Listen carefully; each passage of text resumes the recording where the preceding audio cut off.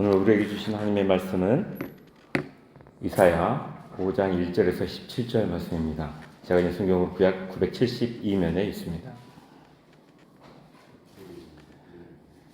이사야 5장 1절에서 17절 말씀 한 절씩 교독하겠습니다. 나는 내가 사랑하는 자를 위하여 노래하되 내가 사랑하는 자의 포도원을 노래하리라. 내가 사랑하는 자에게 포도원이 있으며 심히 기름진 산회로다.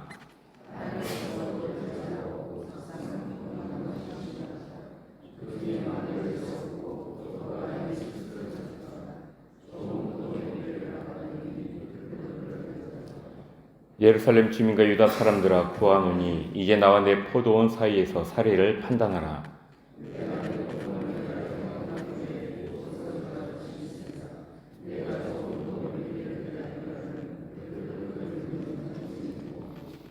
이제 내가 내 포도원에 어떻게 행할지를 너에게 이르리라. 내가 그 울타리를 걷어 먹힘을 당하게 하며 그 담을 헐어 질밟히게 할 것이요.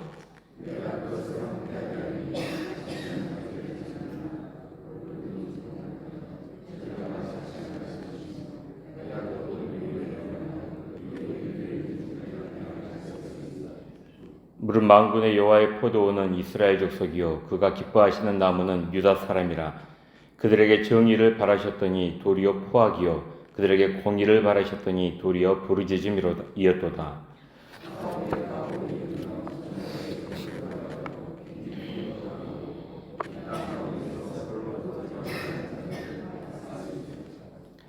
만군의 여호와께서 내 귀에 말씀하시되 정령이 허다한 가옥이 황폐하리니 그거 아름다울지라도 거주할 자가 없을 것이며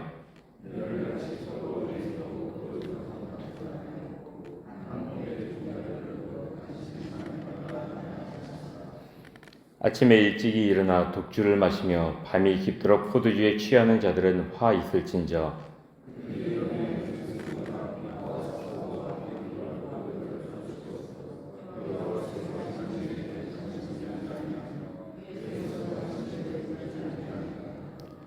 그러므로 내 백성이 무지함으로 말미암아 사로잡힐 것이요 그들의 귀한 자는 굶주릴 것이요 무리는 목마를 것이라.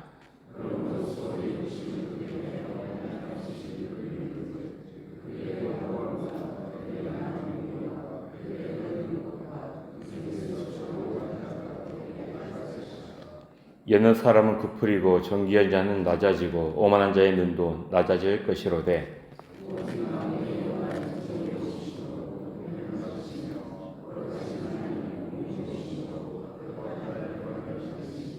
함께 읽겠습니다. 그때에는 어린 양들이 자기 초장에 있는 것 같이 풀을 먹을 것이요 유리하는 자들이 부자의 버려진 밭에서 먹으리라. 아멘. 오늘 말씀에서 이사야는 자신이 사랑하는 자가 그 포도원에 대해 쏟아부은 사랑에 대해서 이야기를 시작합니다. 포도원 주인은 가장 기름진 산의 포도원을 만들었습니다. 땅을 계단하여 돌을 제하고 또 비옥한 땅을 만든 후에 극상품 포도나무를 심었습니다. 그리고 포도원을 지키기 위하여 망대를 세우고 풍성한 수확에 대비하여 그 안에 술틀까지 팠지요. 그렇게 주인은 좋은 포도 열매를 간절히 기대를 했는데 들포도가 맺혀버렸습니다.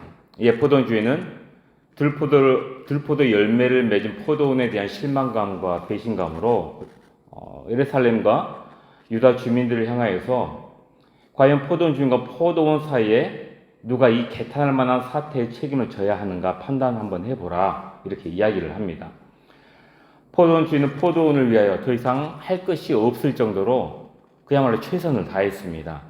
실망과 배신감으로 격분한 포도원 주인은 이제 포도원을 포기하고 그것을 없애버릴 계획을 세웁니다. 5절에서 7절 말씀을 보면은 이제 내가 내 포도원에 어떻게 행할지를 너에게 이르리라. 내가 그 울타리를 걷어 먹힘을 당하게 하며 그 담을 헐어 짓밟히게 할 것이요 내가 그것을 황폐하게 하리니 다시는 가지를 자름이나 복을 돋우지 못하여 찔레와 가시가 날 것이며 내가 또 구름에게 명하여 그 위에 비를 내리지 못하게 하리라 하셨으니 무릇 만군의 여호와의 포도원은 이스라엘 족속이요 그가 기뻐하시는 나무는 유다 사람이라.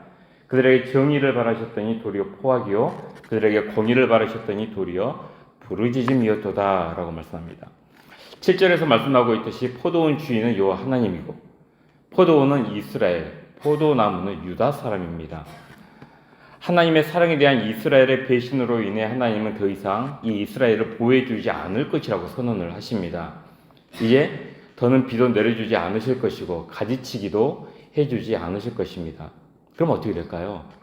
그러면 포도나무는 더 이상 열매를 맺을 수 없게 되고 포도원은 황폐해지게 됩니다. 그렇게 황폐해진 포도원은 찔레와 가시로 가득 찬 땅이 되어버릴 것입니다. 하나님께서는 포도원을 상징하는 이스라엘에게 사랑과 정성을 쏟으시며 정의와 공의의 열매 맺기를 기대하셨습니다. 아브라함부터 이사야 시대까지 약 1200년 동안 이스라엘 역사 속에서 베풀어 주신 하나님의 구원과 복은 바로 정의와 공의의 열매를 맺어달라는 하나님의 기대와 의도를 드러내는 도구였죠. 창세기 18장 18에서 19절 말씀을 보면은 이런 말씀이 있습니다. 아브라함은 강대한 나라가 되고 천하 만민은 그로 말미암아 복을 받게 될 것이 아니냐. 내가 그로 그 자식과 건석에게 명하여 여호와의 도를 지켜 의와 공도를 행하게 하려고 그를 택하였나니 이는 나 여호와가 아브라함에게 대하여 말한 일을 이루려 함이니라 라고 말씀을 합니다. 하나님께서 아브라함을 택하시고 그리고 그로 말미암아 모든 천하 만민이 복을 받게 하신 이유가 무엇인가? 하나님께서 아브라함과 자식과 건석에게 명하여 여호와의 도를 지켜 공의와 정의를 행하게 하기 위해서 아브라함을 택하였다고 말씀을 합니다. 이게 하나님의 뜻이었죠. 좋은 열매 맺기를 바라는 하나님의 뜻이었단 말이죠. 그러나 하나님의 극상품 포도나무인 유다는 들포도를 맺어버렸습니다. 하나님은 유다에게 정의인 미슈파트, 이 뒤에 나오는 단어가 이제 히브리 단어예요. 앞에 뜻을 의미하는 정의인 미슈파트를 바라셨는데 포악인 미슈파흐를 맺었고 공의인 체다카를 바라셨는데 부르짖음인 체아카라는 열매를 맺었다는 겁니다. 정의인 미슈파트와 포악인 미슈파흐 단어가 비슷하죠. 그리고 공의인 체다카와 부르짖음인 체아카 또 단어가 비슷합니다. 이 이사야는 이처럼 발음이 비슷하지만 뜻은 대조적인 단어를 활용을 해가지고 하나님의 뜻을 분명하게 전달하고 있는 겁니다. 성도님들, 이스라엘과 유다 같은 일이 과연 이들에게만 일어나는 일이겠습니까? 우리 역시 교회라는 포도원에 심긴 포도나무와 같지만 자주 들포도와 같은 열매를 맺을 때가 얼마나 많이 있는지 모르겠습니다. 하나님께서 성도에게 원하시는 열매는 정의와 공의의 열매이고 성령의 열매이죠. 사랑과 희락과 화평과 오래 참음과 자비와 양성과 충성과 온유와 절제, 이와 같은 열매들이 탐스럽게 열리기를 바라십니다. 그럼에도 우리가 악을 행하고 시기하고 비난하고 분별력이 없고 이기적이고 방탕한 것들로 우리의 삶의 열매를 맺는 까닭은 무엇인가요? 하나님의 말씀에서 양분을 받아먹지 않고 세상의 것들에서 양분을 받아먹는 까닭일 것입니다. 하나님보다 세상을 더 사랑하기 때문이겠지요. 하나님은 우리의 성품이 변하길 기다리시고 합당한 열매가 맺히길 기다리십니다. 그러나 그 기다림이 영원하다고 착각해서는 안 되겠습니다. 하나님께서 좋은 열매를 맺지 못하고 들포도를 맺은 이스라엘이라는 포도원을 결국 걷어버리셨다면 우리는 어떻겠습니까? 이사야 당시에 이스라엘과 유다는 탐욕스러운 지주들과 가난한 자들이 동시에 집단적으로 출현하게 됩니다. 지주들은 가난한 자들을 소작인으로 부리면서 가옥에 가옥을 잇고 전토에 전토를 더해 집과 땅과 자원을 독점하였습니다. 8절에서 10절 말씀입니다. 가옥에 가옥을 이으며 전토에 전토를 더하여 빈틈이 없도록 하고 이 땅 가운데에서 홀로 거주하려 하는 자들은 화 있을진저 만군의 여호와께서 내 귀에 말씀하시되 정령이 허다한 가옥이 황폐하리니 그거 아름다울지라도 거주할 자가 없을 것이며 열가리 포도원에 겨우 포도주 한 바트가 나겠고 한 호멜의 중자를 부려도 간신히 한 에바가 나리라 하시도다 라고 말씀합니다. 그러나 하늘의 심판으로 인해 이스라엘과 유다 땅의 모든 가옥은 황폐하게 되고 거주하지 못할 정도로 파괴될 것입니다. 뿐만 아니라 포도주와 곡식을 통하여서는 어떠한 이득도 소출도 얻지 못하게 될 것이라고 말씀합니다. 열흘가리 포도원은요, 소 한 쌍의 소가 열흘 동안 갈아야 할 만큼 넓은 포도원을 말합니다. 일반적으로 하루갈이, 한 쌍의 소가 하루 동안 가는 그 면적이 2,500평방미터, 약 750평 정도 된다고 해요. 그럼 열흘갈이는 어떻게 될까요? 25,000평방미터, 약 7,500평 정도 되는 면적입니다. 이 정도 면적이면은 한 500바트 정도, 10,000리터에서 11,500리터 정도의 포도주를 거둬야 합니다. 그런데 겨우 한 바트 21리터에서 23리터 정도밖에 생산되지 않는다는 겁니다. 생산량이 500분의 1로 줄어든 거죠. 곡식 농사도 마찬가지입니다. 이것이 탐욕에 물든 자들에 대한 하나님의 심판입니다. 가진 자들의 탐욕은 반드시 방탕한 삶으로 이어지게 되어 있습니다. 이스라엘과 유다의 상류층 사람들은 아침부터 밤 늦게까지 포도주와 독주에 취한 채 사치와 향락을 일삼고 있었습니다. 그들은 술에 취하여 하나님의 심판의 손길을 감지하지 못하였고, 북이스라엘이 아수르 제국에 멸망당하기 전까지 술에 중독된 채 살아갔습니다. 이렇게 영적인 지각력을 상실한 이스라엘이 겪게 될 운명은 포로살이이고 극심한 결핍입니다.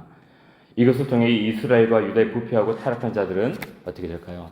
결국 오늘 말씀처럼 비참한 죽음을 당하게 되고 완전히 파멸하게 될 것입니다. 반면에 정의로우신 하나님은 오직 이것을 통해 높임을 받으시게 될 것입니다. 우리 성도님들, 타락하고 방탕한 이스라엘과 유다의 모습은 시대마다 되풀이되는 우리 인간의 보편적인 죄악성을 그대로 보여준다고 할 수 있겠습니다.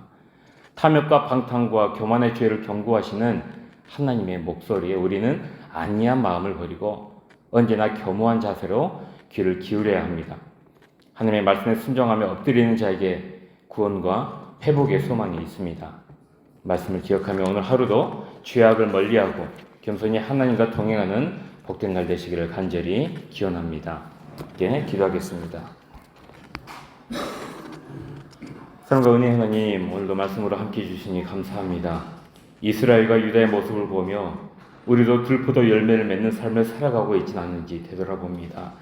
날마다 더해주시는 주님의 은혜와 복을 통해 정의와 공의의 열매를 맺고 성령의 열매를 맺는 우리 모두가 되게 하여 주옵소서. 이를 통해 탐욕과 방탕과 교만의 죄를 경계하게 하시고 날마다 주님과 동행하며 말씀에 순종하는 복된 성도의 삶이 되게 하여 주옵소서. 이 시간 주님께 일천번제로 올려드립니다. 또 올려드리는 모든 손길과 마음과 기도 제목을 하나하나 다 기억하여 주시고 우리 주님의 때에 가장 좋은 것으로 응답하여 주옵소서. 여러 가지 질병으로 육신의 연약함으로 괴로워하고 아파하는 성도들이 있습니다. 하나님께서 그들을 만져주시고 취해 주셔서 그들의 모든 육신의 연약함과 질병이 떠나가게 하여 주옵소서. 또한 각자가 처한 상황에서 여러 삶의 문제 해결을 위해 기도하는 성도들이 있습니다. 그들의 모든 삶의 어려움이 해결함을 받을 수 있도록 도와주시고 자녀 아픔과 그을 놓고 기도하는 부모님들의 간과 눈물을 기억하여 주셔서 그 기도가 응답받을 수 있도록 주님 함께하여 주옵소서. 우리나라를 불쌍히 여겨주옵시고 이 나라의 주님의 정의와 공의가 상식과 질서가 올바로 세워지게 하여 주옵소서. 감사드리며 우리 주 예수 그리스도 이름으로 기도합니다. 아멘.